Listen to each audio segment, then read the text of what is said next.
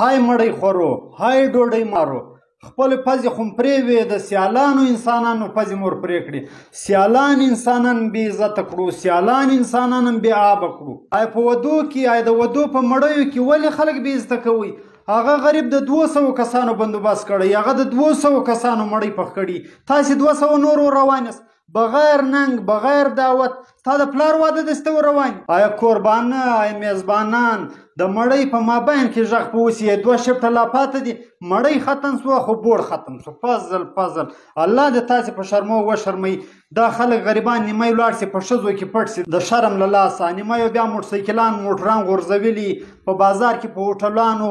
لکه فقیران ستاسې دپاره بوړونه غواړي ستاسې دپاره مړی زر زر پخوي ستاسې ماړه دا درته یم د الله رسول په خپلو احادیثو کې رټلي یاستئ هغه انسانان هغه ځوانان هغه کسان چې بغیر دعوت د چا کور ته ورځي هغو ننګ نه ورته کړی دی د هغو مړی خوري د الله رسول رټلي یاستئ نو به ستاسې څه مستقبل وي ستاسې به څه ننګ وي ستاسې به څه غیرت وي ستاسې به څه پښتو وي خدای ته وګورئ ګراني ده مسکیني ده هغه غریب یو واده نشي کولی بیا ولور نشي پوره کولی بیا اخراجات نشي پوره کولی بیا د 200 کسانو د ولیمې بندوبست وکړي بیا ته له خپله مخه ور روان یې آیا بل شاغل یا بل شازلمي له ځان سره راځئ د پلاني واده د 2 کسان له ما سره پرېږدي 3 کسان له ما سره پرېږدي ته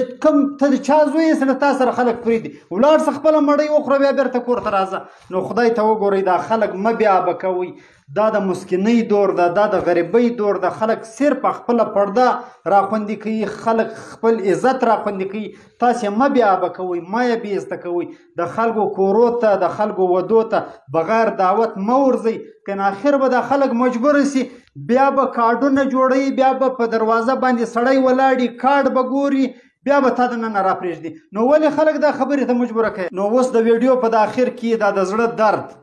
دا دک دا زما د معاشرې دا مینیس